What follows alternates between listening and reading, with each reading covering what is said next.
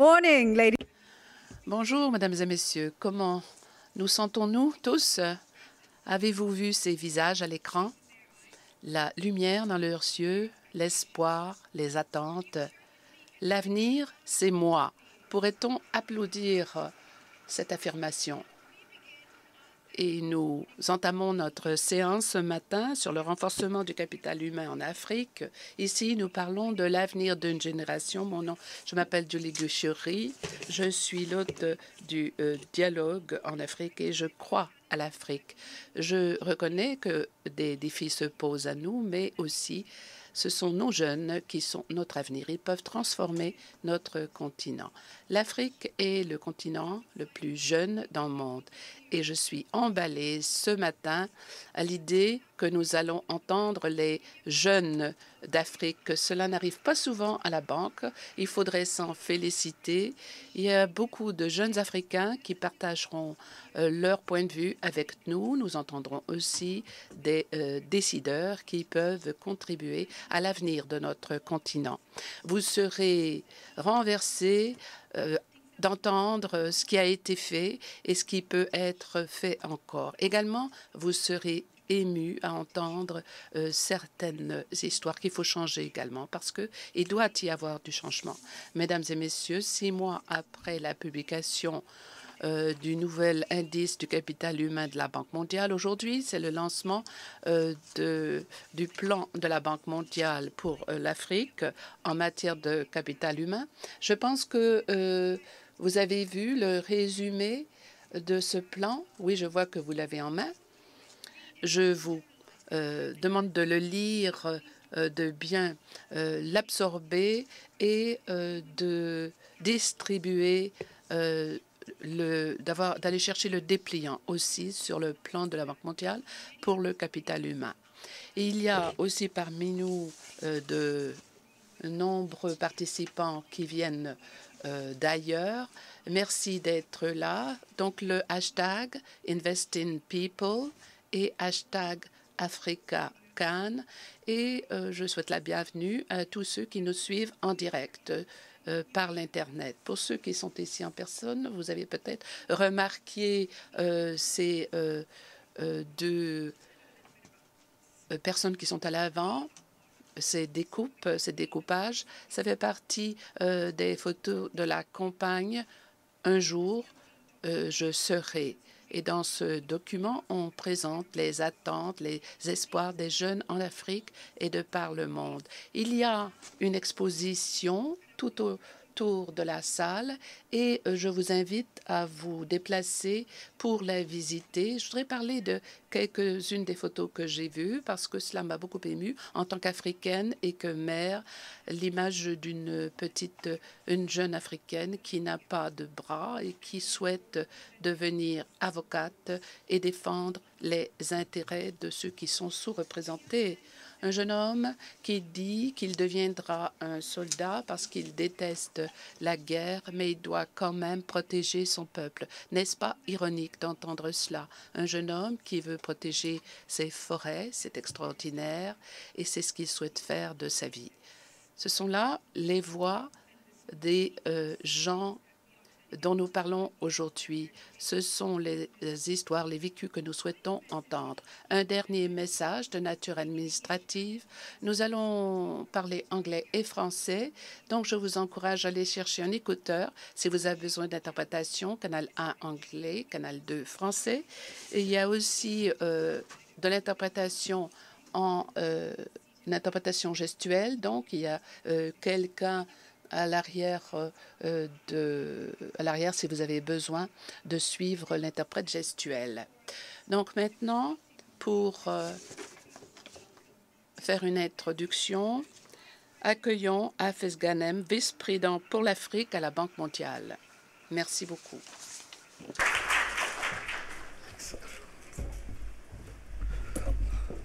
Thank you very much.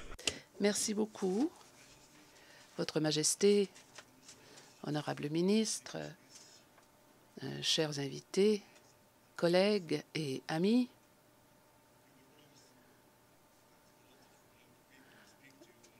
Nous vous On vous dit que des jeunes vont vous parler et c'est moi qui prends la parole maintenant. Mais je dois vous dire que l'Afrique est riche de par sa jeunesse. 43% des Africains ont moins de 15 ans. C'est là l'avenir du continent. Il faut donc se fier à ces jeunes hommes et femmes. Leur créativité, leur dur travail assurera la prospérité de l'Afrique et une meilleure position concurrentielle de l'Afrique.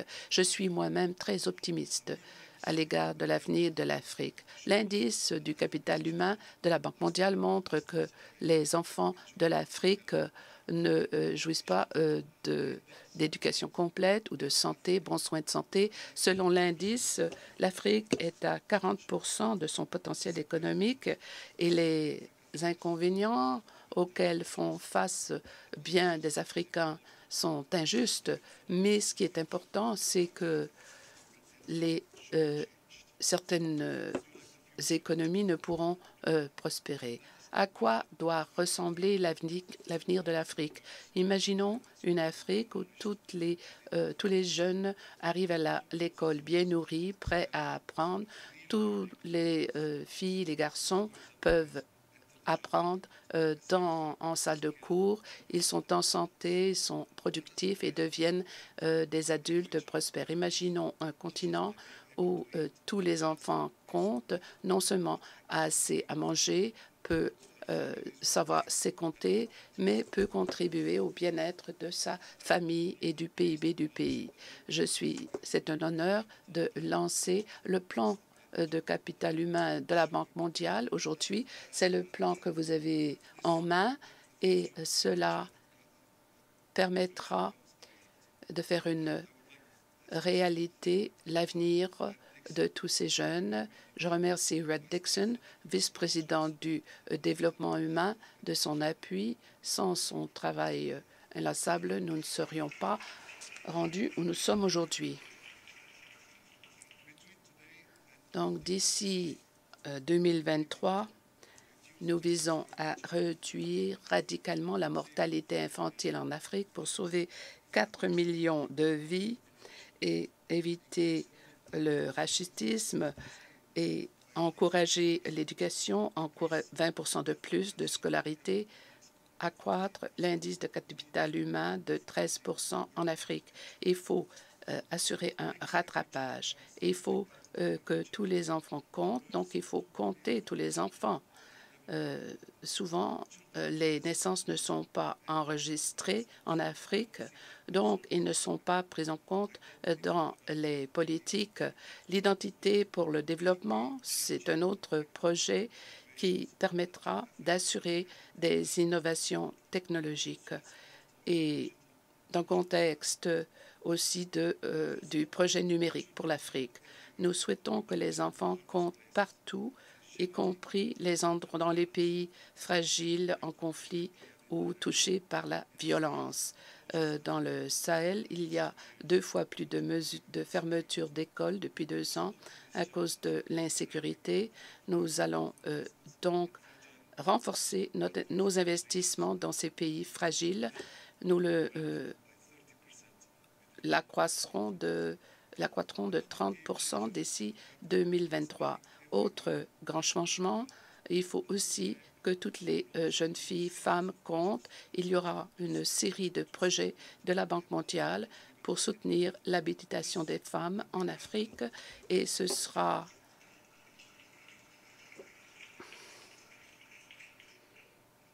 donc cela reposera sur l'approche qu'on appelle les 4 E, habiliter les filles et les femmes, accroître l'accès aux soins de santé, l'éducation pour que les jeunes filles restent à l'école et les possibilités, l'emploi pour les filles et les femmes. Ces 4 E offriront aux femmes un choix réel pour ce qui est de la maternité, le taux de fécondité de 102 naissances par 100 000 enfants, c'est 3 fois plus que dans la région de l'Asie du Sud.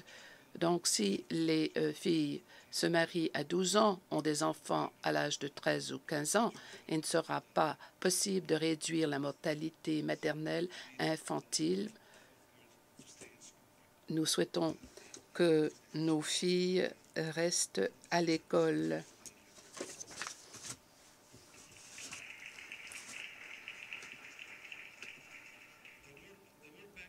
La Banque mondiale accroît ses investissements de 15 dans le capital humain, donc plus de 15 milliards de dollars de financement de la banque consacré au projet de capital humain en Afrique entre 2021 et 2023, financement pour l'éducation, la santé, la protection sociale, des réformes de politique pour surmonter les obstacles comme les dépenses intérieures inefficaces ou l'absence de professeurs compétents.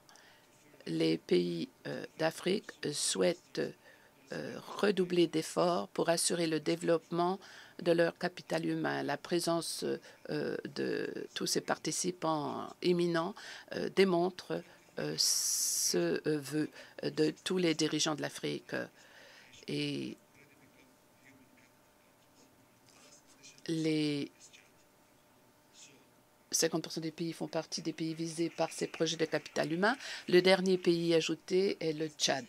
Sa Majesté, le roi Letsie, et les conférenciers du Rwanda, du Malawi, du Niger pourront participer, ce que font leurs pays en faveur du renforcement du capital humain. Les choses changent déjà. En Angola, on a mis en place une stratégie qui habilitera les jeunes filles, combattra le rachitisme et le problème d'éducation. On a aussi renforcé un programme de sécurité sociale dans un autre pays africain. La République démocratique du Congo va bientôt mettre en œuvre un projet de nutrition pour 2,5 millions de moins de 2 ans et des millions de femmes allaitantes.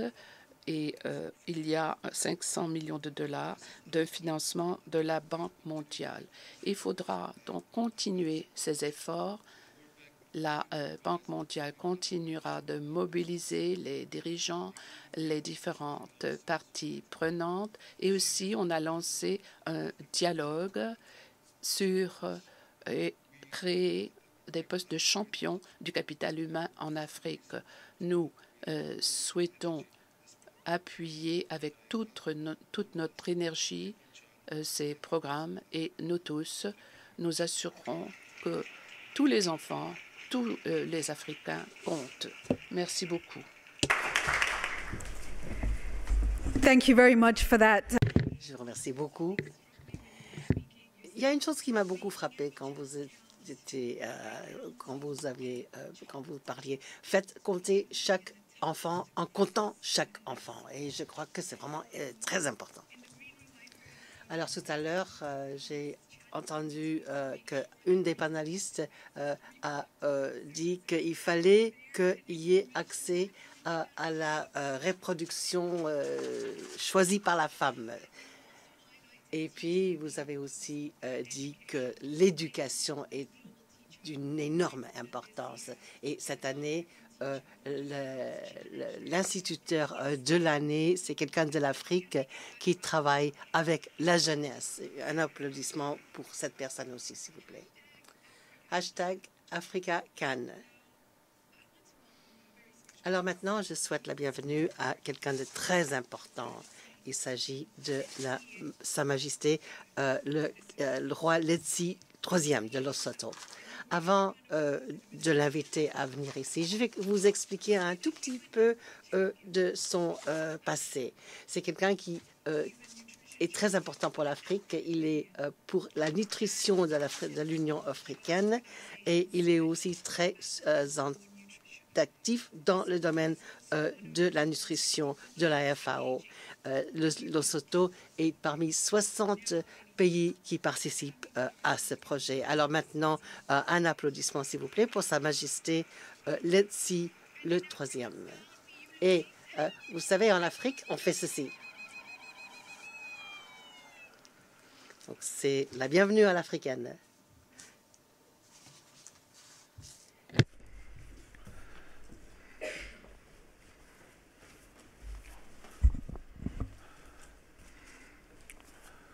Honourable Ministers. Chers ministres, ministre des Finances, de la planification et du développement, et à tous les ministres, je vous souhaite la bienvenue. Aussi au vice-président de la région africaine, le vice-président du développement humain, et tous ceux qui sont responsables de la banque et d'autres qui sont responsables dans leur gouvernement. Chers invités et chères dames et messieurs, c'est avec un énorme plaisir que je me retrouve ici à Washington, au siège de la Banque mondiale, pour cette occasion importante.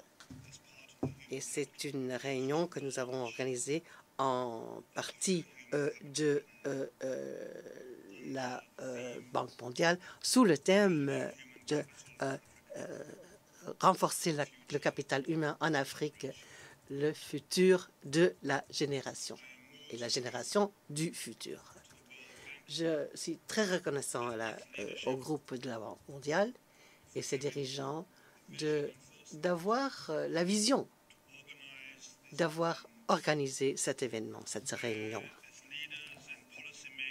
parce que ça nous offre en tant que décideurs du continent africain, avec nos jeunes, la possibilité de discuter de ce sujet si important du capital humain. Ma gratitude, mon appréciation est basée sur le fait que la construction de notre capital humain doit et mérite d'être au centre des stratégies de développement de nos pays. Ceci est dû au fait que cela aura sans doute un effet catalytique sur notre développement, sur nos programmes de développement socio-économique et aussi sur nos ambitions économiques et sociales. Ce n'est pas un accident, vous savez, que au courant de ces conversations, la Banque mondiale a fait tout pour inclure nos jeunes. Parce que, vu que nous avons la population jeune la plus grande, ce qui fait que l'Afrique est au carrefour d'une énorme possibilité. Des enfants qui ont moins de 15 ans, ceux qui ont moins de 15 ans vont représenter très bientôt plus de 40% de la population totale d'Afrique. 11 millions de jeunes aujourd'hui vont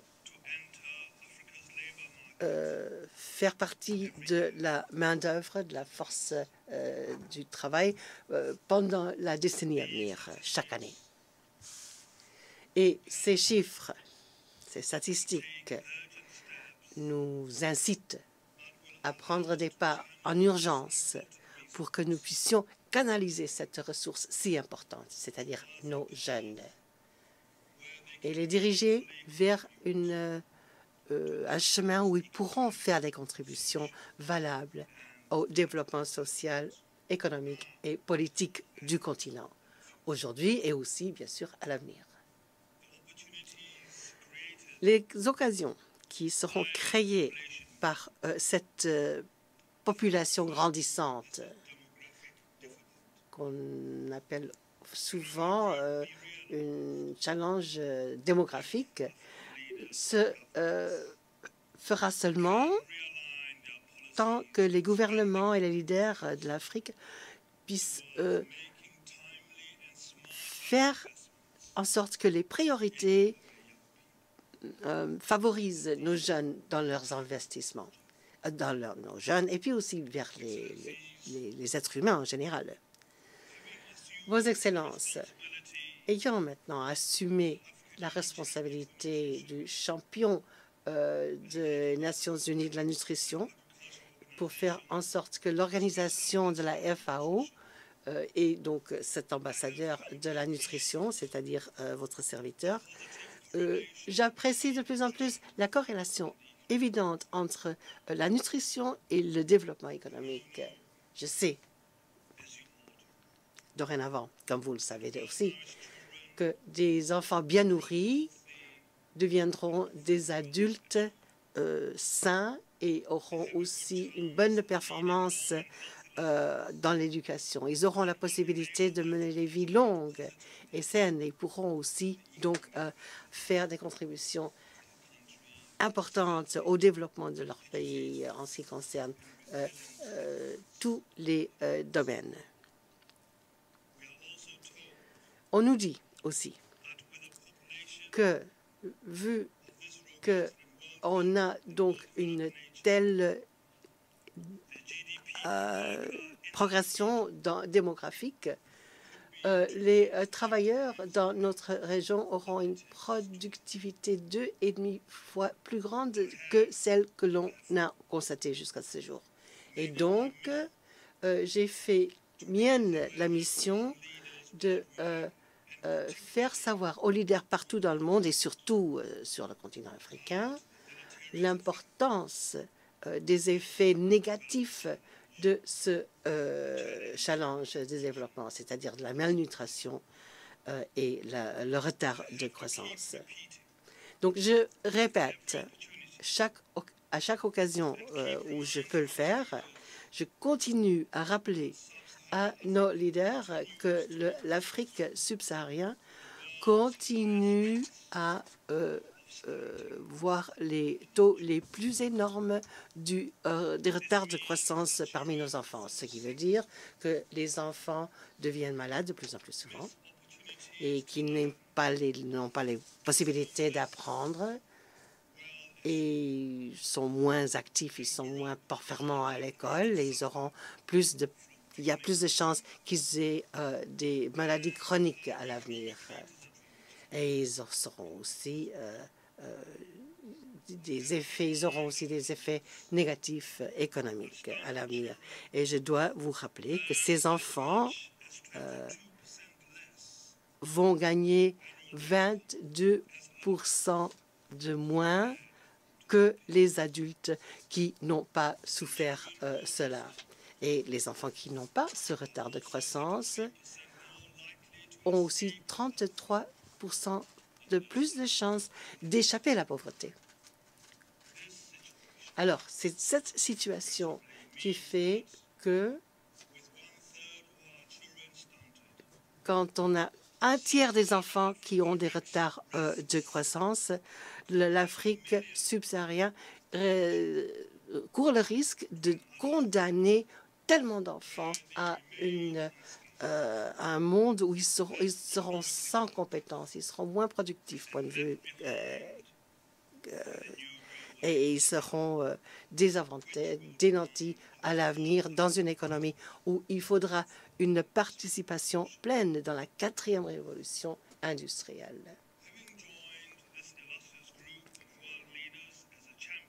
Puisque je suis là en tant qu'un champion de nutrition sous l'égide des Nations Unies, je me sens aussi obligée de demander à nos ministres de Finances et aux ministres qui sont là, qui sont responsables de la planification économique, de nous aider dans notre cause et de faire en sorte que les investissements nécessaires soient faits pour renforcer notre capital humain. Nous n'avons pas le choix. Il faudra initier, il faudrait mettre en œuvre des stratégies, des politiques qui permettront à nos enfants de devenir des adultes robustes, résilients, productifs. Parce que, enfin, on sait très bien que les investissements que nous faisons contre le retard de croissance et la malnutrition vont nous donner un retour d'investissement. C'est-à-dire, en somme, pour chaque dollar qu'on investit dans la nutrition, il y a un retour économique de $30. Et le fait est qu'on ne peut plus se permettre, en tant que continent africain, de perdre 11% de notre PIB chaque année grâce à la malnutrition ou au retard de croissance. Ce n'est pas possible. Donc, mesdames et messieurs, je vous dis avec orgueil que mon pays, Lesotho, est parmi les premiers d'une coalition croissante de l'Afrique qui se sont engagés à investir dans nos gens, dans notre population. Nous sommes engagés à investir dans notre capital humain parce que cela va servir nos gens. Et c'est aussi le meilleur investissement qu'on puisse faire afin de pouvoir améliorer la croissance durable. Dans l'exercice 2015-16, la dépense pour l'éducation était de 10% du budget annuel. Cette dépense a été dédiée aux programmes importants nationaux tels que le fait que tous les enfants ont une éducation primaire gratuite, la construction de nouvelles écoles, la possibilité de nourrir les enfants à l'école et aussi la possibilité de bourses à plusieurs niveaux pour les étudiants qui en auraient besoin. En complément de nos efforts en améliorant l'éducation, en 2016, la Banque mondiale nous a soutenus afin de pouvoir lancer la politique de l'éducation pour l'égalité. Et un an plus tard, on a aussi investi dans le programme de l'amélioration de l'éducation où on a formé des instituteurs en mathématiques et en sciences. Cela aide aussi à demander aux écoles d'expliquer leurs possibilités de retenir actifs les étudiants. Je crois que c'est à travers de ce genre de projet que nous pourrons offrir à la jeunesse de mon pays une fondation, une base pour le développement de leur qualité et de leur possibilité de pouvoir participer de façon plus productive dans notre monde. Et donc, j'aimerais à ce moment-ci remercier la Banque mondiale d'avoir bien voulu accroître leur soutien à travers ce genre d'activités et d'autres, de nous permettre à investir dans nos générations aujourd'hui et à l'avenir et de pouvoir construire un capital humain qui pourra nous donner la base qu'il faudra pour avoir une croissance économique inclusive et durable. Vos Excellences, chères dames et messieurs, le nouveau plan ambitieux de capital humain de l'Afrique, lancé aujourd'hui, devrait nous donner de l'espoir et nous faire penser que nous sommes sur la bonne voie pour arriver à un changement durable dans la construction du capital humain. Un capital humain qui pourra servir comme vecteur de la croissance économique de notre continent.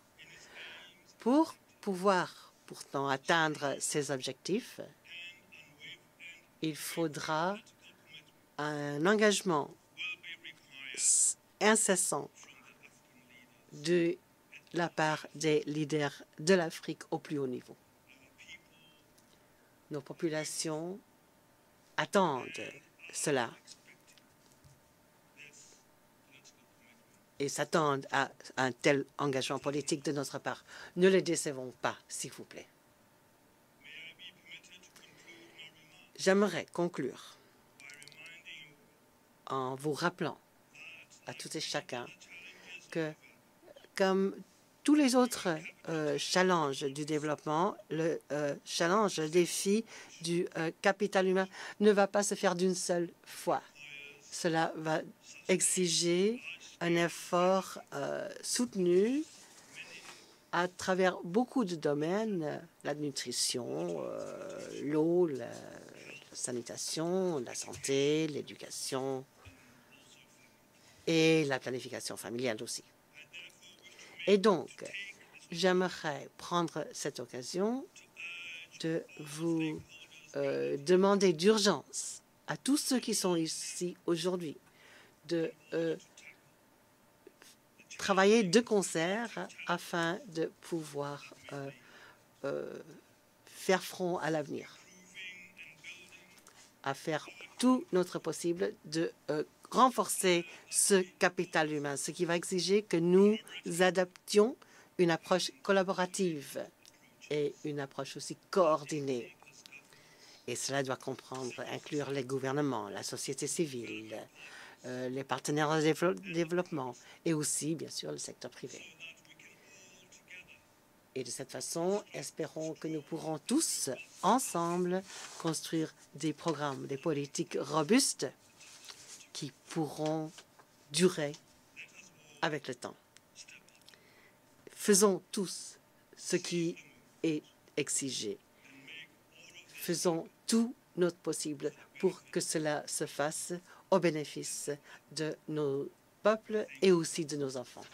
Ceci dit, je vous remercie beaucoup de votre attention.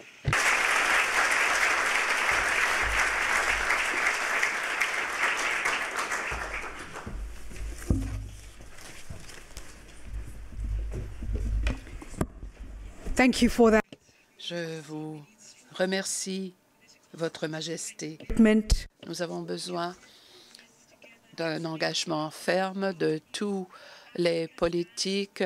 L'Afrique est au carrefour de grandes possibilités et il faut donc permettre à nos jeunes de contribuer de façon significative au développement de l'Afrique. Merci beaucoup. Je vous ai promis que nous entendrions les voix des jeunes. Nous y sommes arrivés. Je vous raconterai, il y a 5 ans, le directeur du pays pour la Banque mondiale au Kenya m'a demandé de venir à son bureau. Je ne l'avais pas jamais rencontrée. Je suis allée la voir et nous avons bu une très bonne tasse de café kényan. Il faut à tout prix l'essayer. Elle m'a dit qu'elle était renversée. Les jeunes étaient très présents sur les médias sociaux, mais ils ne parlaient jamais des enjeux du développement qui touchaient directement leur vie. Elle m'a demandé comment leur faire penser aux enjeux du développement. Et j'ai dit il faut lancer un blog. Donc, le blog 4Dev, c'est ainsi qu'il a été lancé. Et aujourd'hui, je suis vraiment emballée de demander aux représentants de ce blog de venir ici. Nous avons maintenant Sierra Leone, Zambie, Togo, Sierra Leone, l'Ouganda, Zimbabwe. Donc, il faut applaudir tous ces jeunes du blog 4Dev qui viennent partager leur point de vue avec nous. Je demanderai aussi à toute l'équipe de se présenter sur la scène, mais nous allons entendre leur représentante de 23 ans qui est ici de Kigali, la cofondatrice d'Imagine We, une maison d'édition qui se concentre sur les livres pour enfants. Donc maintenant, je vais donner la parole à Sandrine pour qu'elle nous présente la perspective des jeunes.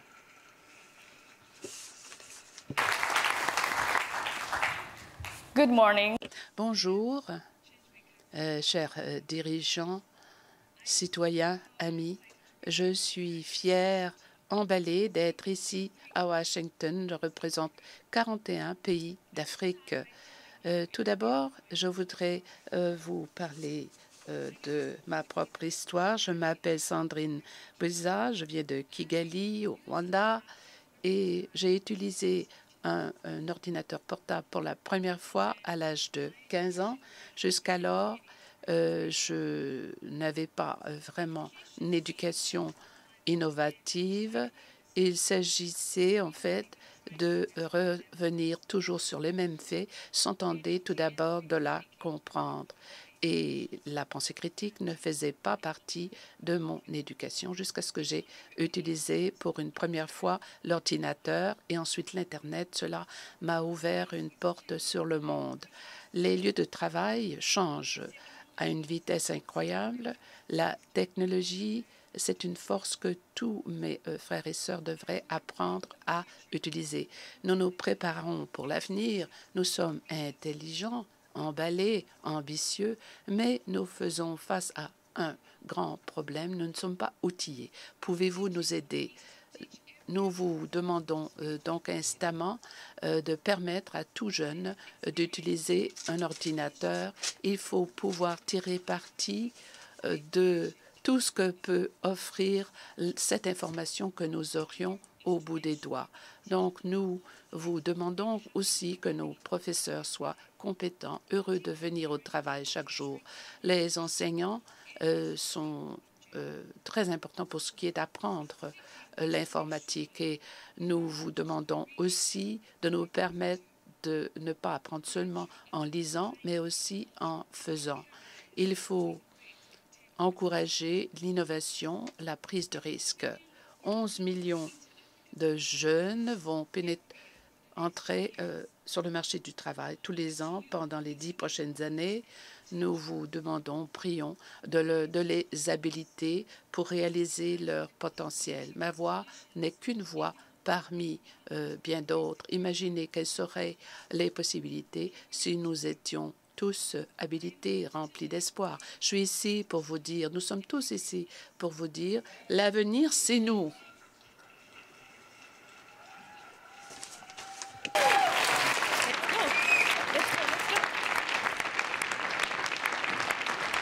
Wow.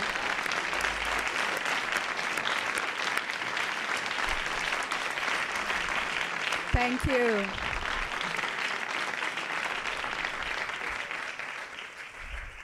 The future is... Merci. C'est vrai, l'avenir, c'est eux et il reste beaucoup de travail à faire.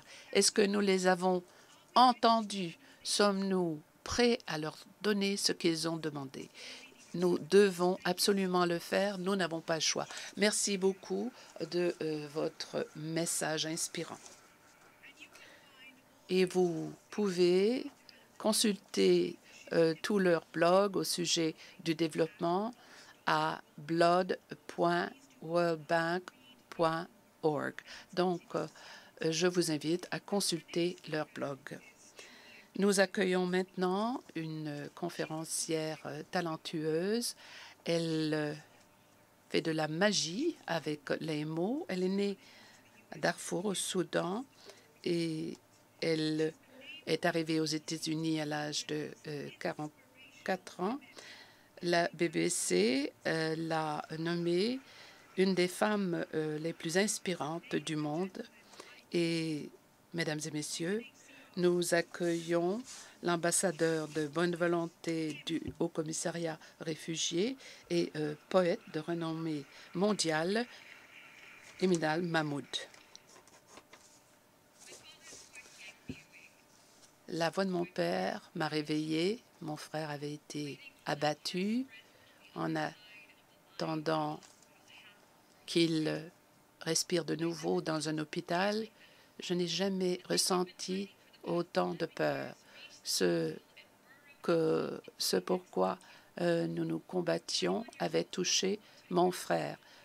J'avais 21 ans, j'ai 25 ans maintenant, et maintenant, je connais plus la mort que la vie.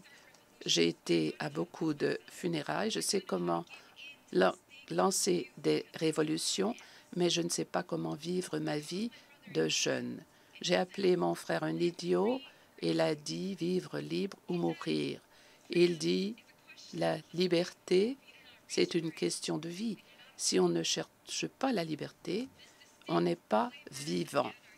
Et cette éléments d'anarchie, appel à l'assassinat, et cela ne peut être que renforcé par la libération. Donc, les balles m'ont fait penser à mon frère. J'ai pensé à Darfour, j'ai passé par le Yémen, me suis retrouvée aux États-Unis et maintenant, je me sens coupable. J'aurais dû être là, j'aurais dû me battre, j'aurais aussi dû me battre pour la liberté. Mon corps devrait être rempli de balles comme celui de mon frère. Nous sommes habitués au tir des fusils plutôt qu'autre chose. Être libre ou mourir, eh bien, je veux ne pas perdre toutes ces années de ma vie. Et peu à peu, ce sont les petites choses qui sont importantes. Quand j'entends manifestation, quand je ne fais pas confiance à ceux qui ne luttent pas. My brother hears me frowning through the phone. Mon frère me dit, souris, tu vas vivre plus longtemps.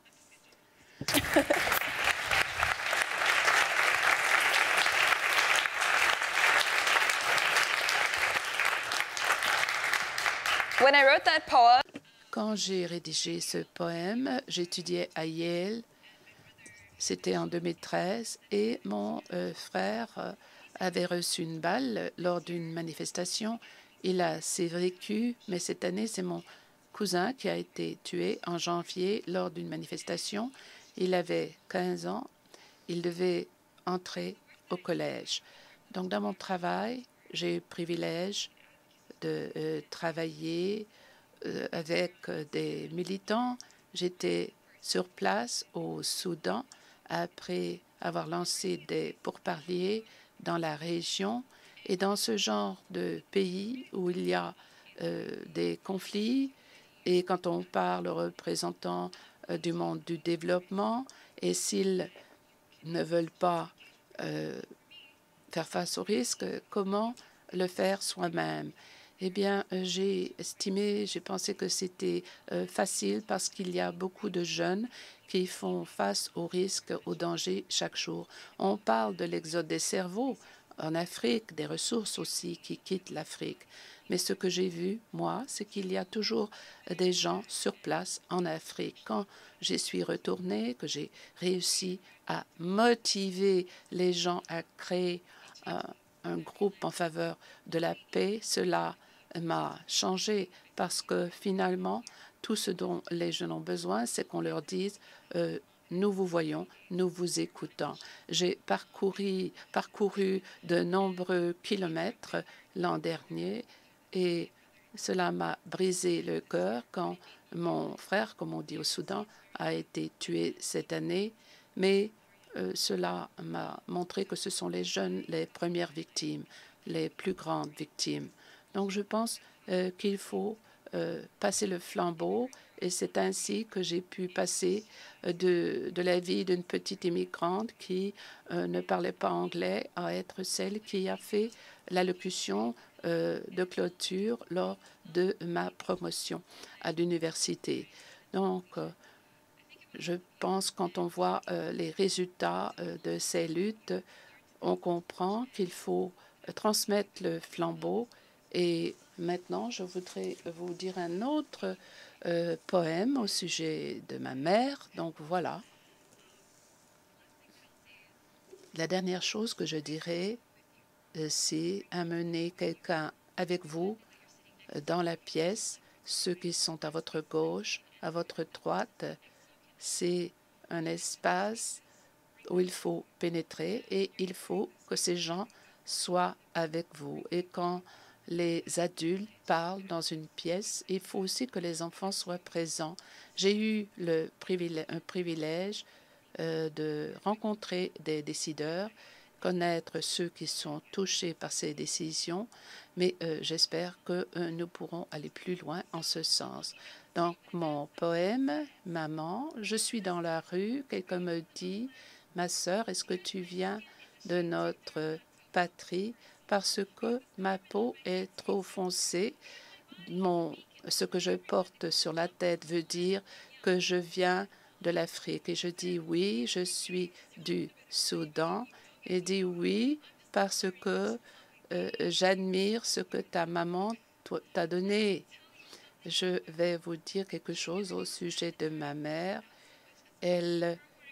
Son mot permettre de transmettre la tendresse. C'est une femme, une mère formidable qui a été dans des zones de guerre. Elle nous transporte tous les enfants de ce pays, de son pays. Et quand j'avais 7 ans, elle a pu cacher des balles de fusil pour me montrer comment me battre. Et quand un soldat lui a demandé plus tard qui elle était, elle a dit « Je suis la fille d'Adam et toi, qui es-tu » Nous avons vu notre village brûler et cette femme qui m'a élevée m'a dit « N'aie pas peur, je suis ta mère, je suis ici, je ne les laisserai pas passer. » Elle m'a donné de la conviction malgré ses yeux fermés, et je ne dis pas que ce n'est pas des problèmes qui existent dans le premier monde, mais ce sont des femmes qui ont beaucoup sacrifié, qui ailleurs les femmes parlent de politique en buvant un latte, mais moi, j'ai vu tout cela de près. Je suis survivante. On ne peut pas parler de la patrie quand on ne vient pas d'Afrique soi-même. Je suis résistance, je suis compromis. Et vous ne savez pas ce que c'est le compromis si vous n'avez pas été obligé de reconstruire votre maison plusieurs fois. Et j'ai dit à cet homme, ma mère et moi, nous ne pouvons pas marcher dans la rue toute seule le soir parce que chez moi, il n'y a même plus de rue. Merci.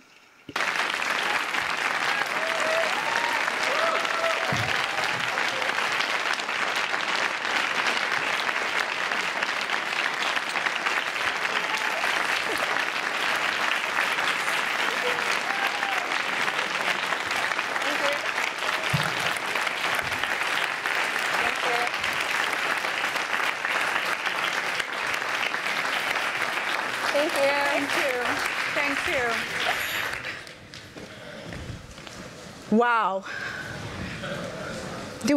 Eh bien, waouh, vous l'avez bien vécu, ce discours, ce poème. Je pense que ceci nous mène vraiment dans notre discussion de panel. Parce que j'ai vu sa maman. Vous l'avez vu aussi? Vous l'avez ressenti? Je vois sa maman qui doit être protectrice dans les circonstances les plus difficiles sans avoir le choix. Et je me suis dit, si elle peut faire en sorte que ses enfants survivent cela, alors quel est le choix qu'on a, nous, mesdames et messieurs, de ne pas prendre les décisions qu'il faut prendre? Voilà, je vais vous présenter d'abord le ministre Paula Dengobe de Rwanda. Elle est là pour l'innovation. Elle est enthousiaste de la technologie, Paula Ingabire, et elle est aussi active dans une initiative. Elle a aussi pris un rôle important pour l'éducation des filles dans son pays en technologie. Ensuite, Ruth Karia, du bureau du président du Kenya. Auparavant, elle était ici pendant plus de 20 ans à la Banque mondiale et elle a servi à plusieurs postes dans ces 20 ans.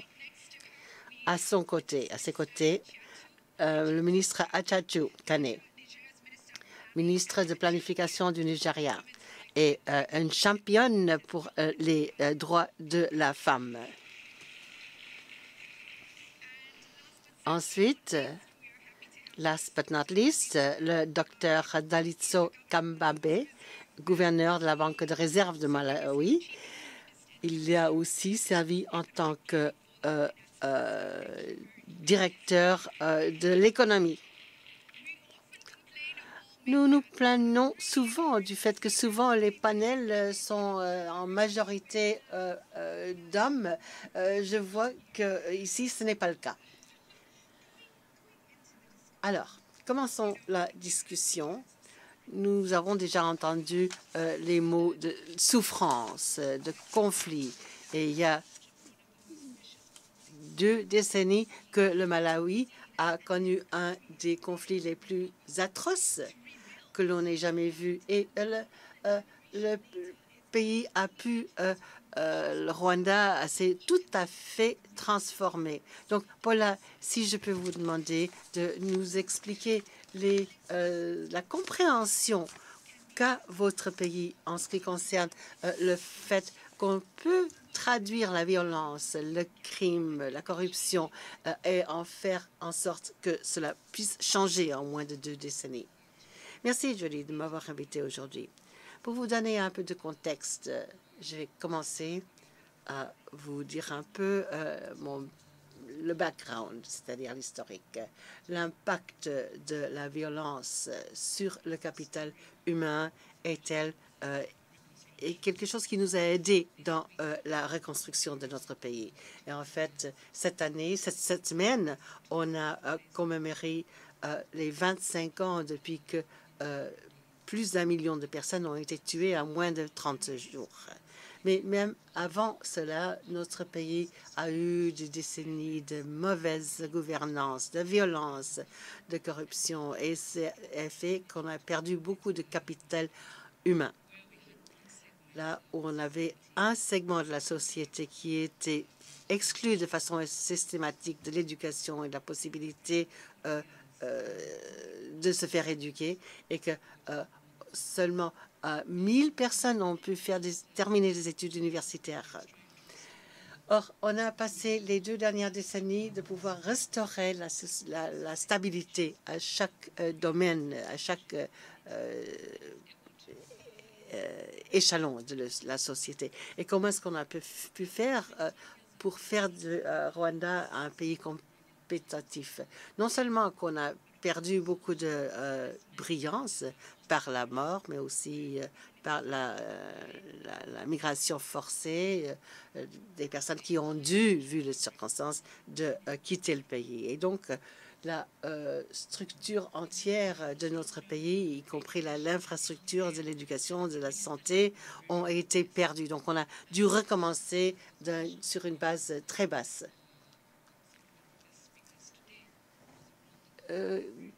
On a aussi vu qu'il y a eu beaucoup de personnes intelligentes qui ont dû quitter le pays. Et cela compte beaucoup dans les cycles.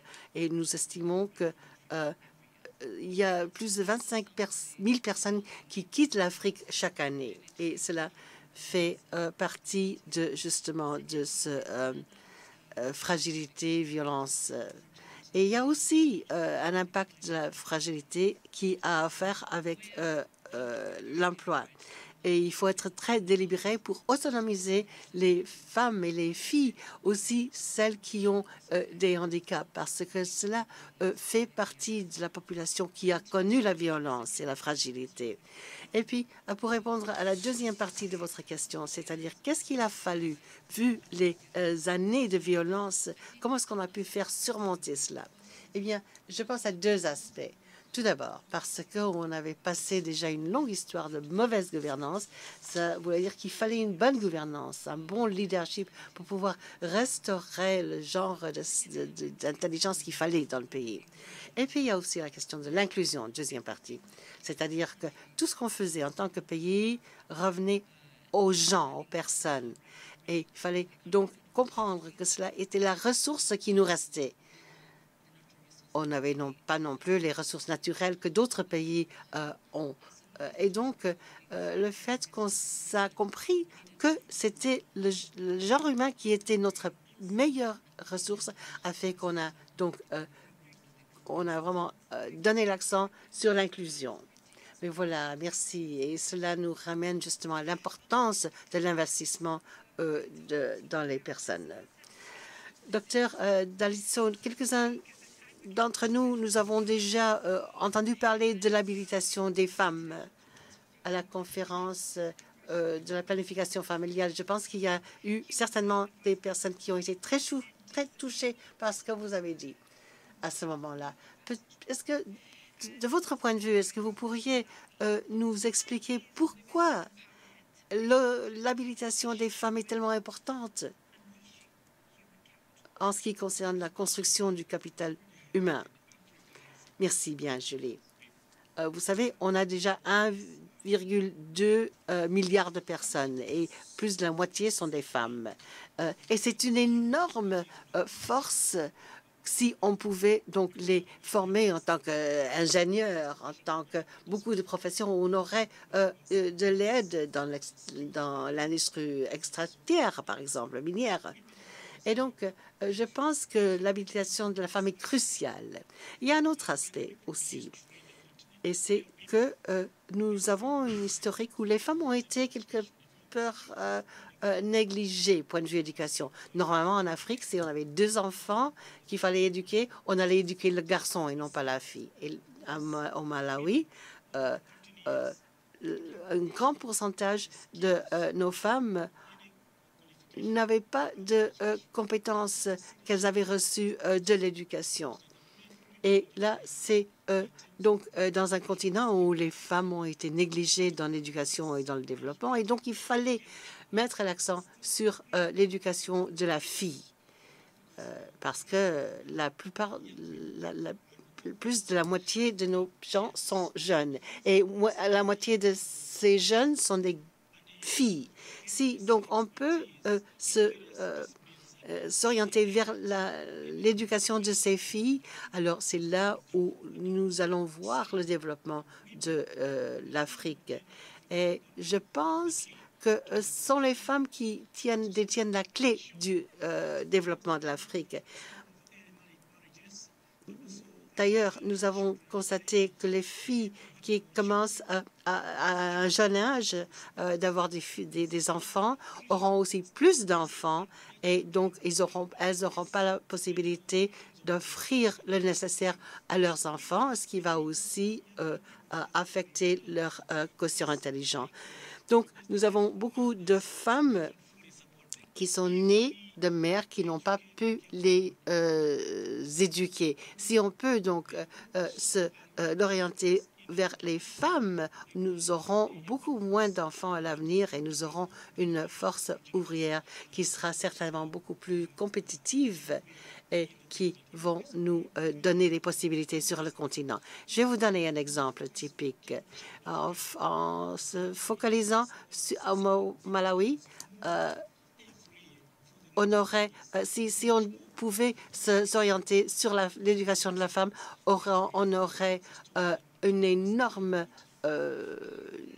croissance dans l'économie de plus de 600 millions de dollars par an.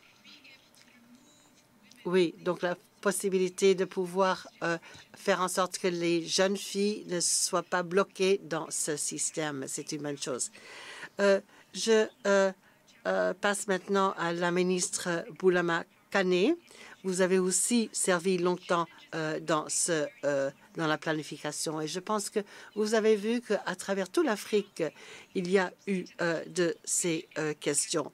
Et est-ce que vous pensez, et si oui, comment est-ce que la coordination, la coopération internationale pourra aider et de façon très pertinente, qu'est-ce qu'il faudra faire à l'avenir?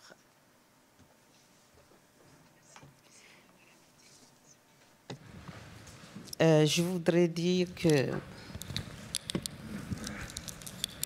d'entrée de jeu que la coopération internationale joue un rôle très important pour l'accompagnement de nos pays dans la mise en œuvre de leur stratégie de développement. surtout si ces stratégies de développement mettent en avant le capital humain. Au Niger, nous avons inscrit le capital humain au cœur de nos stratégies de développement, de notre stratégie de développement. Parce que le capital humain est apparu très tôt pour nous comme un défi. Un défi du point de vue de la démographie, un défi du point de vue de l'éducation, un défi du point de vue de la santé, un défi du point de vue de l'autonomisation de la femme. Un défi sur tous les plans, les 4 E dont vous avez, dont le vice-président Hafez a parlé tout à l'heure. Alors, donc, la stratégie de développement que nous mettons en œuvre, avec l'accompagnement des partenaires, elle a donné des résultats. Des résultats, mais ces résultats ne peuvent être atteints si, comme l'a dit d'ailleurs le roi, Sa Majesté, si il y a une mobilisation sociale autour de cette question. Il ne s'agit pas pour les gouvernements de faire des lois, de faire des décrets pour dire voilà comment il faut faire. Il faut qu'il y ait une mobilisation sociale. Et au Niger, nous avons créé ces conditions, la création de cette mobilisation sociale. Que ce soit la chefferie traditionnelle, que ce soit les oulémas, donc, que ce soit les maris, parce qu'il faut impliquer les maris, que ce soit les jeunes, que je félicite ici. Donc cette question a été prise en charge par l'ensemble. Donc c'est pourquoi nous avons des résultats concrets. Le résultat concret, c'est l'éducation de la jeune fille est apparue comme une priorité. Pas l'éducation de la jeune fille pour éduquer seulement, mais pour qu'elle reste à l'école. Il faut qu'elle puisse rester à l'école pour échapper au mariage précoce, pour échapper aux grossesses précoces. Nous avons fait en sorte que celles qui ont été exclues de l'école puissent être récupérées dans ce que nous appelons les espaces sûrs. Nous avons ce que nous appelons les écoles des maris. Nous avons la chefferie traditionnelle comme on dit, la tradition. Là, vraiment, je me réfère au roi comment on appelle ça, pour expliquer que cette question est primordiale. Parce que quand vous engagez la chefferie traditionnelle, vous engagez vous faites en sorte que tout ce qui est tradition d'exclusion des femmes est mis de côté. Donc, pour répondre à votre question, nous sommes, nous les pays africains, engagés résolument vers cette autonomisation des femmes. Nous avons l'accompagnement de la coopération internationale. La Banque mondiale, précisément, nous accompagne, nous, les pays du G5 Sahel, à travers un grand programme régional que nous appelons Suède pour autonomisation des femmes pour le dividende démographique. Et ce programme est en voie d'être renforcé et pour atteindre beaucoup plus de résultats. Cette question, Madame la modératrice, il faudrait que nous tous nous la percevons, pas une question conjoncturelle. C'est une question qui doit être prise en compte de manière urgente. Il est urgentissime que cette question puisse être prise en charge. Et je félicite vraiment la Banque mondiale pour avoir compris cela. Et je pense que nous devrions rapidement créer les conditions pour qu'on aille sur les traces de ce plan d'action qui a été décliné par la Banque mondiale. Merci. Thank you. Thank you. Thank you. Thank you for... Je vous remercie. Merci de nous rappeler que la mobilisation sociale est absolument essentielle. Et aussi le rôle des hommes. En Afrique, nous sommes toujours une société patriarcale. Il faut donc que les hommes nous accompagnent sur ce parcours. Dans les écoles, dans votre pays, il y a eu des gains importants, surtout donc, du point de vue de l'éducation. Pouvez-vous nous expliquer votre parcours, comment permettre au gouvernement de vraiment renforcer le capital humain? Que pouvez-vous partager avec nous? Merci, Julie. Je voudrais faire ressortir 4 piliers afin d'assurer le développement du capital humain. Premier pilier, une vision nationale partagée et soutenue. Et au Kenya, nous nous avons voulu mettre en place une politique de lutte contre la pauvreté et la maladie, Vision 2030, qui met l'accent sur le capital humain à l'heure actuelle. Nous mettons en œuvre un plan de développement qui est fortement concentré sur la santé et le développement humain. Il faut donc maintenir une vision nationale en faveur du développement humain. Deuxième pilier, joindre le geste à la parole. On peut toujours présenter de belles théories. Il faut aussi débloquer les ressources. Nous consacrons 25% de notre PIB à l'éducation et il y a presque autant d'investissements de la part du secteur privé. Nous suivons la même orientation en matière de santé qui accuse un léger retard. Troisième pilier, mettre l'accent sur ce qui est le plus efficace des interventions à bas prix qui entraînent une dynamique, la planification familiale, l'éducation primaire, secondaire, mettre l'accent sur la santé maternelle, infantile. Ce sont des investissements mineurs qui peuvent entraîner des impacts importants. Et pour terminer, il faut des dirigeants convaincus, forts. Nous avons de très bons dirigeants depuis des décennies qui comprennent que l'éducation est clé. Et cela a permis de donner un élan qui est presque inarrêtable. Participer à n'importe quelle campagne électorale ou dans les réunions, on parle de construire de nouvelles écoles. Donc tout cela crée une dynamique sociale, politique en faveur de l'éducation et c'est ce qui nous a permis d'atteindre ces résultats positifs. Merci. Donc, très bientôt, je vous permettrai de poser une ou deux questions de la salle, peut-être une de l'Internet. Mais, dernière question, Paula, tout d'abord. Si on regarde l'environnement numérique, ce que veut dire l'innovation, quelles peuvent être les possibilités pour l'Afrique, comment tirer parti de cette technologie en faveur du développement? Eh bien, tout d'abord, je dois dire que la technologie et l'innovation ne sont pas des efforts indépendants, mais ce sont des catalyseurs. Et pour répondre rapidement à deux aspects, éducation et soins de santé. Pour ce qui est des soins de santé, nous avons mis en place au départ des réformes au cœur de la discussion avant de penser à utiliser la technologie. Par exemple, offrir une assurance santé à bon prix, à bon marché à toute la population et inclure le plus possible les populations défavorisées. Mais très rapidement, nous nous sommes dit si la technologie permet de sauter les étapes en matière de développement économique, que peut-on faire? Je pourrais vous donner un exemple pour faire ressortir ce qui a été fait. Vous connaissez probablement l'histoire de Zipline au Rwanda.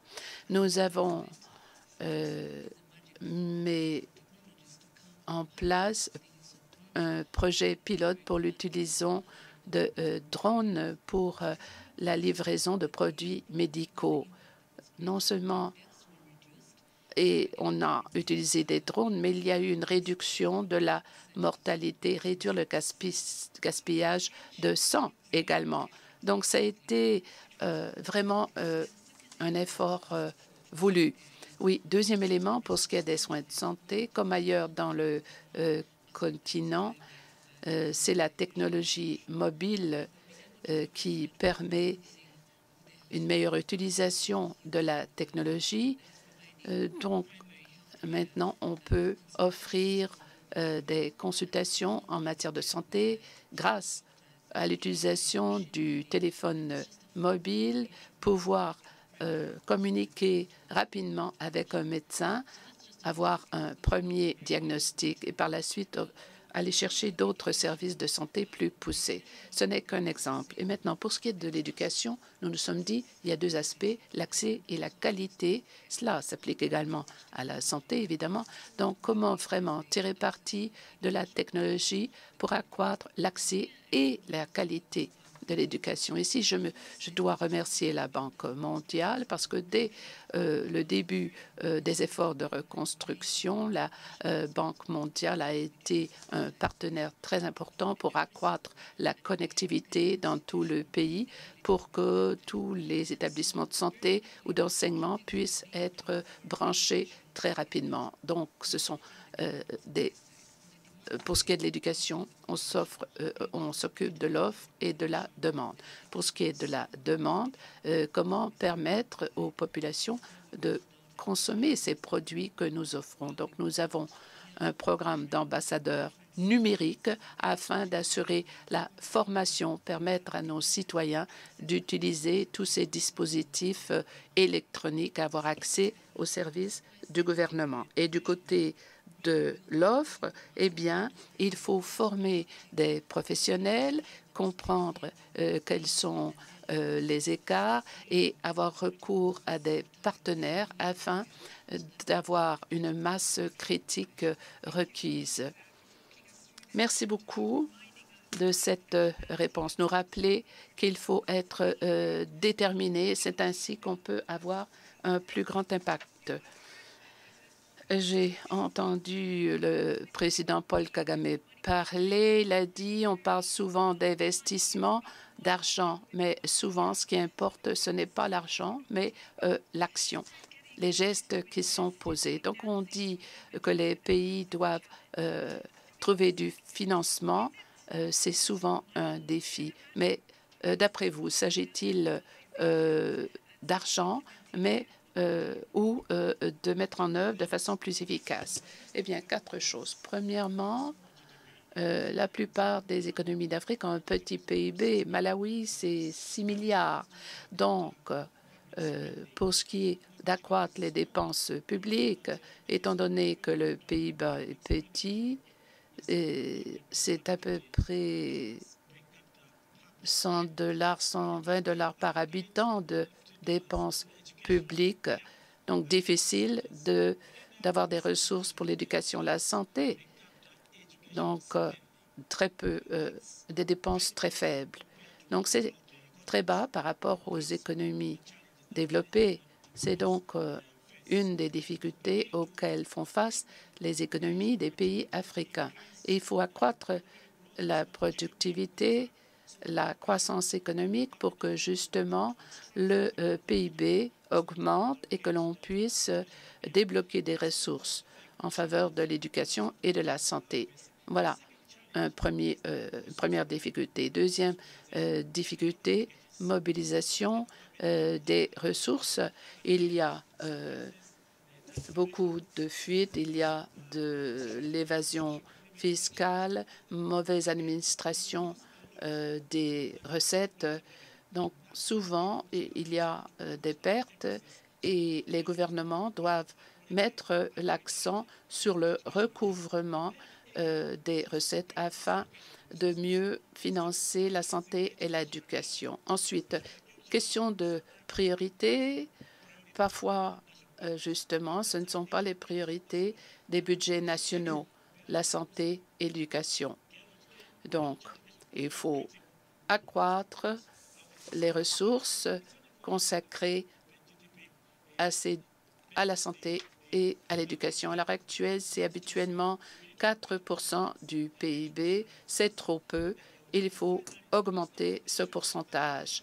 Finalement, même si l'on réussit à financer ces deux secteurs, souvent, c'est l'efficacité qui manque. Il faut donc accroître cela aussi. Il faut que chaque dollar investi donne les résultats voulus. Voilà donc les 4 domaines les plus importants. Il ne suffit pas uniquement de mobiliser, de dépenser des fonds, mais il faut aussi le faire à bon escient. Et c'est ainsi que l'on pourra mieux investir dans l'éducation des filles et des femmes. Quand on parle d'inefficacité, eh bien, on parle aussi de la corruption. Si un dollar est débloqué, il faut l'utiliser à bon escient. Il ne faut pas qu'il soit détourné. Maintenant, je voudrais que vous lanciez ce que je pourrais appeler un cri de ralliement. Pour convaincre ici les représentants présents dans la salle, sur quoi devons-nous nous concentrer? Tout d'abord, vous, Ministre Carney.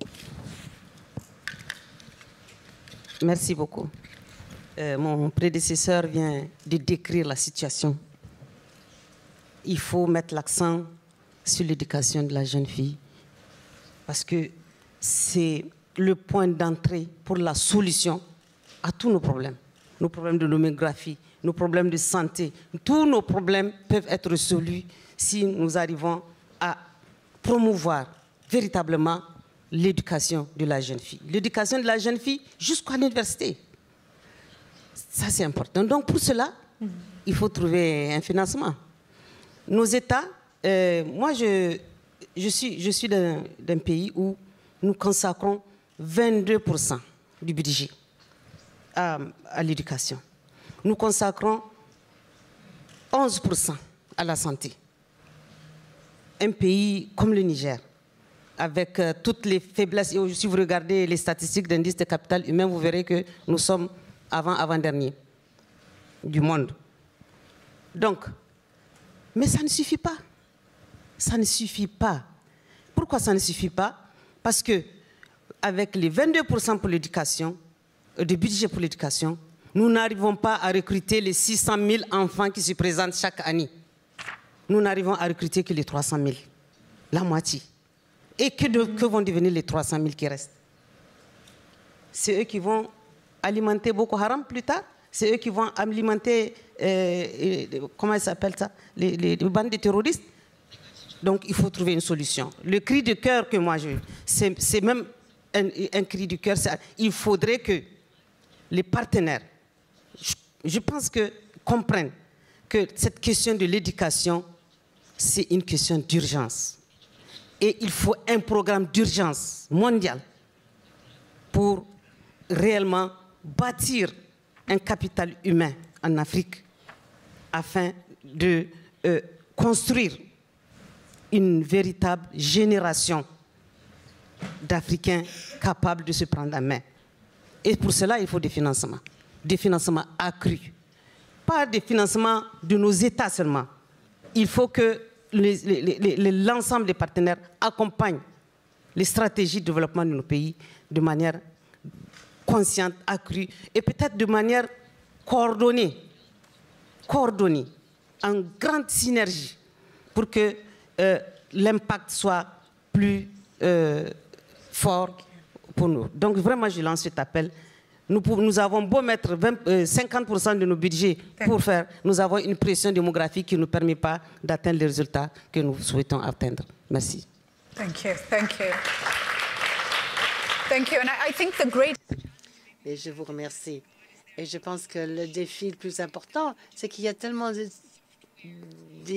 questions difficiles qu'il faut attaquer. Mais en même temps, il faut faire tout notre possible de faire en sorte que nos filles restent à l'école. Ruth Kagali, à vous maintenant. Tout d'abord, Ruth Kaguer, pardon. Pourquoi est-ce qu'il nous a fallu tellement de temps que ce sont les gens, les personnes qui sont les plus importantes? Pourquoi est-ce que cela a pris tellement de temps? Quand on a regardé, par exemple, la croissance miracle en Asie, et c'était très clair qu'une grande partie de la croissance qui n'était pas expliquée, c'était dû au capital humain. Le programme international de la pauvreté a certainement donné l'accent sur le fait qu'il fallait faire en sorte que le travail des personnes soit plus productif. Et tout ce qu'on a vu depuis nous a démontré les normes l'énorme effet qu'on a quand on fait cela. Et donc, je remercie la Banque mondiale d'avoir compris cela et d'avoir organisé cette réunion en espérant que cela puisse faire le nécessaire pour que le programme de développement des Nations unies soit accompli. Ensuite, il faut voir que les filles, la nutrition,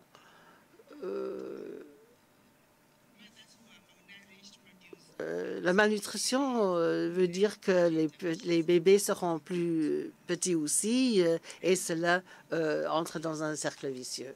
L'éducation de la fille, en commençant par cela.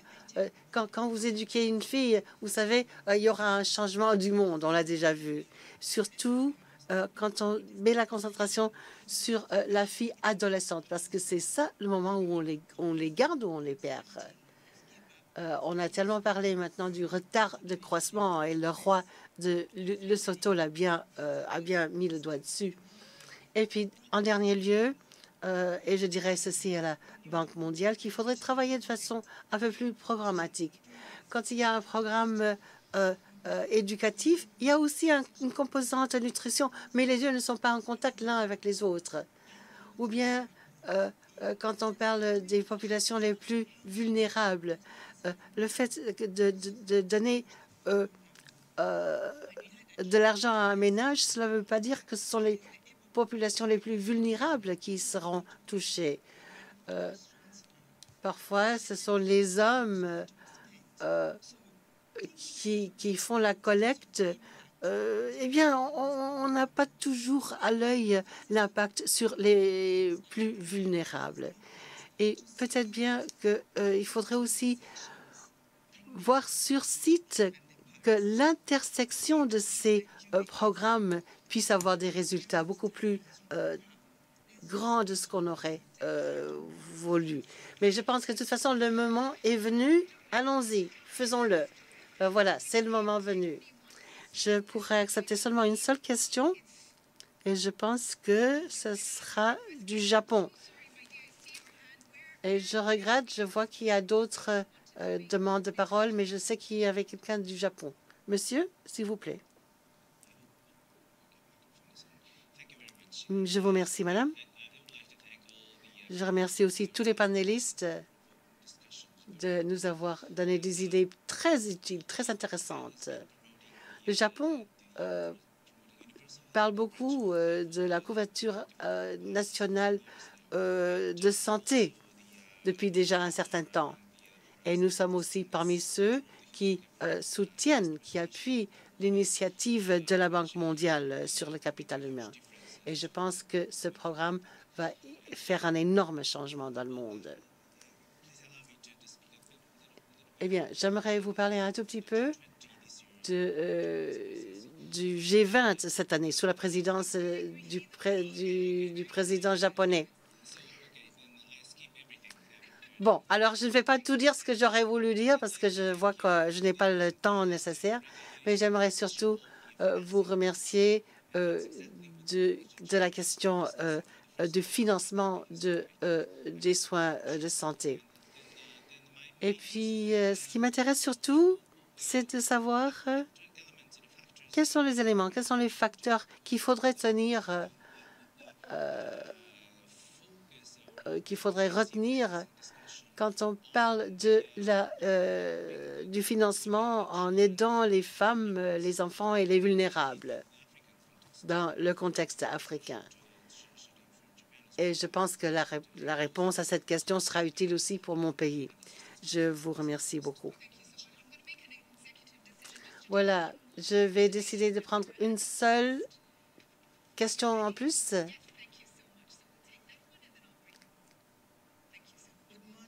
Bonjour, bonjour Julie. Mesdames, Messieurs, Votre Excellence, je vous remercie beaucoup. J'aimerais remercier le roi et je suis dans un groupe qui est très axé sur l'agriculture, mais on a parlé de l'Union africaine. Nous avons eu tendance à nous axer sur les agriculteurs parce que les enfants, quand ils n'ont pas à manger, ils n'arrivent pas à se concentrer sur les études.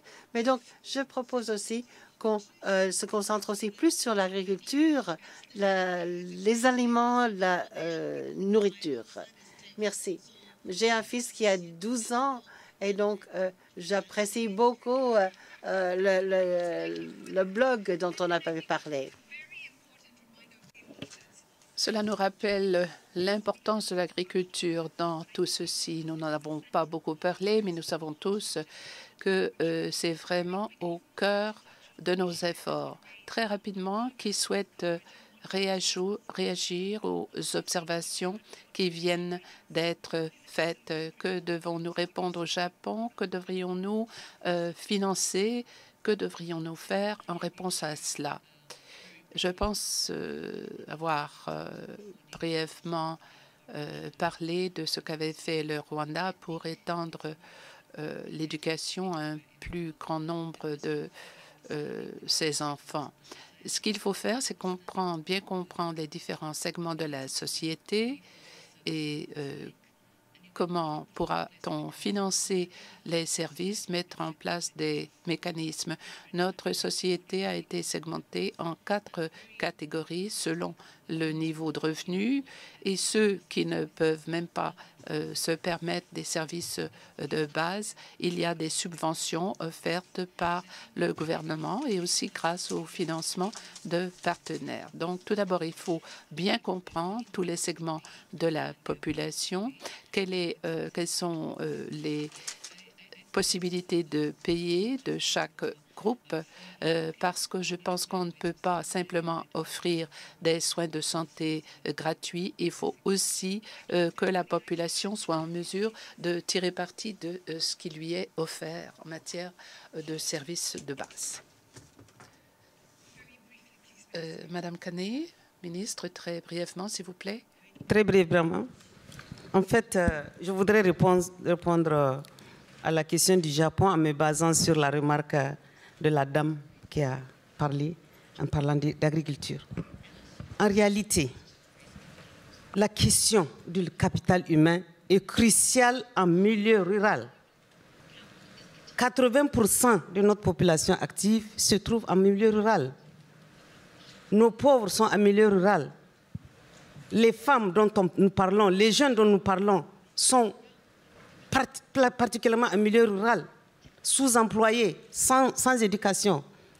Donc, s'il s'agit de financer, de se mobiliser, de se coaliser, de se mettre en synergie pour améliorer le capital humain dans nos pays, il faut mettre le focus sur le milieu rural. Thank you. Thank you. Merci. Thank you. Can we give the panel a round of...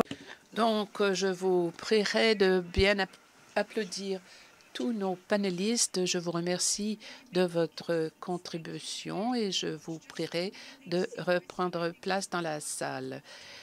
Je pense qu'il y a beaucoup de conversations entre les différentes parties prenantes. Il faut rapprocher les partenaires, le privé, le public, les gouvernements. Il faut tous être alignés sur le même objectif. Mesdames et messieurs, nous pouvons donc poursuivre et passer à un mouvement de jeunes qui a beaucoup d'influence de par le monde. L'an dernier, j'ai eu le plaisir de me rendre à Johannesburg pour le concert Mandela 100 Festival. C'était son nom. C'était très énergisant. Donc, regardons maintenant une vidéo d'un des artistes locaux. Ramaphosa. Cher Président, le temps est venu d'investir dans l'avenir des jeunes femmes. Il faut aussi investir dans la santé. En Afrique du Sud, nous avons des jeunes filles qui ne peuvent pas aller à l'école à chaque mois. Moi-même, je n'ai jamais pu ne pas m'occuper de moi-même au moment de mes règles, mais j'imagine le sort de ces jeunes femmes qui ne peuvent pas s'acheter des serviettes sanitaires et ne peuvent pas aller à l'école à chaque mois. Voilà pourquoi moi-même, des milliers d'autres femmes sont passées à l'action. L'an dernier, il y a eu 136 000 actions qui ont été posées pour demander de supprimer la taxe sur ces produits féminins, d'investir 1,7 milliard de RAN pour s'assurer que toutes les jeunes de 4e à 12e année à l'école aient accès à des produits sanitaires gratuits et finalement que les filles et les garçons soient informés en matière de menstruation à l'école. En octobre dernier, le ministre des Finances a supprimé les taxes sur tous ces produits à l'intention des femmes et s'assure maintenant que les jeunes filles auront accès à ces produits. En novembre, le ministre de l'Énergie a promis de discuter de ce problème avec les autres dirigeants de l'Afrique. En décembre, Président, vous avez promis de consacrer 1 milliard de rand à ce problème. En Afrique du Sud, nous allons verser 100 milliards. Nous avons entendu l'appel en faveur de la jeune fille qui ne peut pas aller à l'école parce qu'elle ne peut pas acheter de produits féminins. Nous répondons à cet appel en tant que gouvernement. Mais le gouvernement de l'Afrique du Sud n'a pas précisé si ces produits seront offerts gratuitement pour répondre aussi aux besoins des enfants. Donc, voilà pourquoi il faut tirer parti de notre voie politique et exiger du président du pays que le gouvernement investisse dans ces produits le plus rapidement possible. Mesdames et messieurs, il faut maintenant applaudir ce mouvement qui s'appelle Global Citizen. Je comprends que nous sommes un peu en retard, donc nous vous demandons votre indulgence de rester ici encore 10 minutes. Donc, quand Global Citizen a été invité en Afrique du Sud l'an dernier pour produire une de nos plus grandes manifestations, nous avions Beyoncé, Jay-Z, des artistes, T-Bonz, Femi Kuti et d'autres du continent. Nous avons lancé cette campagne en l'honneur d'un des plus grands citoyens du monde, Nelson Mandela. Il y avait 3 hashtags, Beyoncé, évidemment, Mandela 100 et finalement hashtag It's Bloody Time. Il est grand temps. Donc, dans cet espoir, dans cet esprit, une plateforme de militants, c'est devenu un élément déterminant de ce festival. Il y a eu beaucoup de messages sur Twitter et on a bien démontré que la santé des jeunes filles était essentielle pour leur permettre de rester à l'école. Donc, il y a eu 2,2 millions de gestes posés en Afrique du Sud. Des centaines de personnes se sont inscrites. Donc, il y a eu des tweets, il y a eu des courriels, il y a eu des pétitions exigeant des dirigeants qu'ils investissent dans la santé, dans l'éducation, dans la nutrition. Il ne s'agissait pas seulement de gestes posés en ligne, mais il y a eu aussi 200 gestes hors ligne, 900 analyses pour le VIH et collectivement, il y a eu 7,1 milliards de dollars d'engagement. Il y a eu des allocutions importantes, non seulement des engagements de la part de la Banque mondiale, mais c'est sûr qu'1 milliard a été annoncé par le président précédent de la Banque mondiale, mais ce n'était pas non seulement de la part de ces organisations, mais aussi des gouvernements. Votre Majesté, votre gouvernement a pris un engagement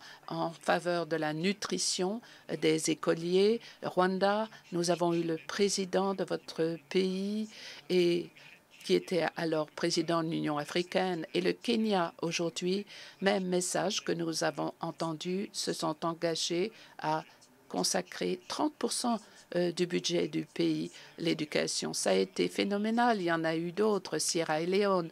Donc, je vous demande votre appui. Il faut toujours féliciter ceux qui placent les citoyens à l'avant de leurs priorités. Et maintenant, nous devons faire le suivi de ces engagements. Nous avons 30 000 inscriptions depuis décembre. Nous souhaitons continuer de travailler avec les artistes, donc, et il est tout à fait approprié que nous terminions en donnant la parole à celle qui a reçu le prix de Global Citizen. Accueillons donc Wawira Njiru qui a reçu ce prix. Bonjour à tous. Je vais vous raconter mon parcours. Je suis née dans une maison typique du Kenya. Je suis allée à l'école. C'était très coûteux, mais c'était pour assurer mon avenir. Voilà moi, petit bébé. Je pense que j'avais 1 ou 2 ans. Et voilà, quand j'ai reçu mon diplôme en Australie. Aujourd'hui, des millions d'enfants africains se rendent à l'école en ayant faim, et un enfant sur 4 souffre de retard de croissance au Kenya. Je suis moi-même nutritionniste, donc j'ai lancé Food for Education parce qu'il y a des centaines de millions d'enfants qui vont à l'école en n'ayant pas mangé, et c'est inacceptable. Nous utilisons donc la technologie pour offrir des repas subventionnés aux enfants. 1 demi-million jusqu'à maintenant. Les parents contribuent un très petit montant. Donc, vous voyez, c'est une montre. Chaque enfant porte ce genre de montre. Le parent peut donc transmettre de l'argent par M-Pesa, une application mobile. Cela se rend directement à la montre de l'enfant. Donc, on utilise la technologie mobile pour offrir des repas nutritifs aux enfants partout en Afrique. Et la nutrition est vraiment un problème, en crise partout dans le continent. En 2015, selon les Nations Unies, une personne sur 4 dans le monde sera africaine. Donc, 25% de la population mondiale. En 81, 1 milliard de personnes dans le monde souffraient de malnutrition, et en 2017, c'était 187 millions, donc une diminution de 18% seulement en 26 ans. Je pense que nous pouvons faire mieux. Croyez-vous que nous pouvons faire mieux? Oui, nous le pouvons. Et voilà pourquoi nous sommes ici aujourd'hui. Quand nous parlons de nourrir les enfants africains, nous parlons de nourrir l'avenir de l'Afrique, l'avenir du monde. Je crois en l'Afrique, je suis africaine, et nous sommes ici parce que nous croyons en ce continent, nous croyons que l'Afrique est l'avenir. Merci.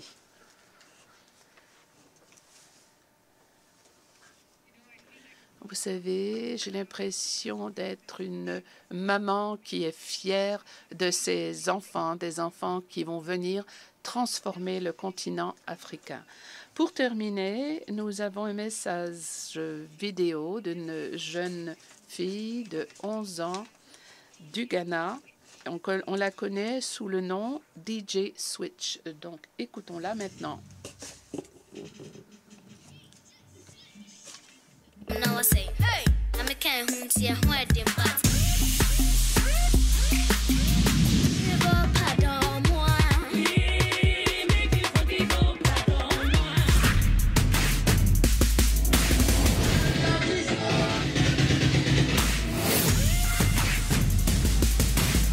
You brought your own special guest.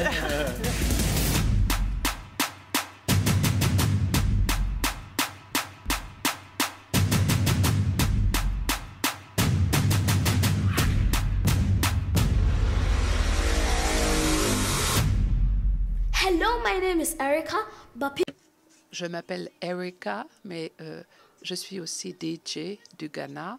Et je dis aux dirigeants d'investir dans les enfants d'Afrique, dans l'éducation, les soins de santé.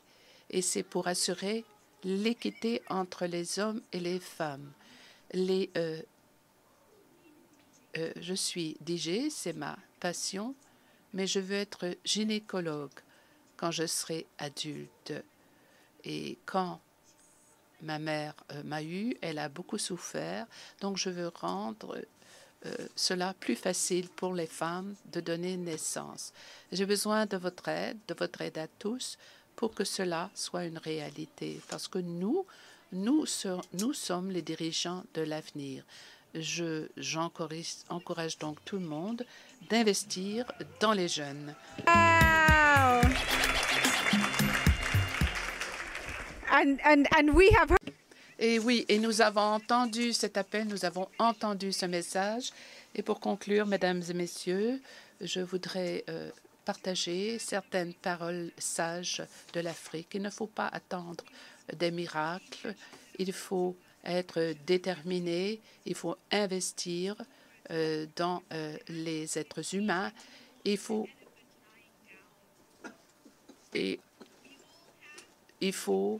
nous avons tous, petit animal ou grand animal, un rôle à jouer.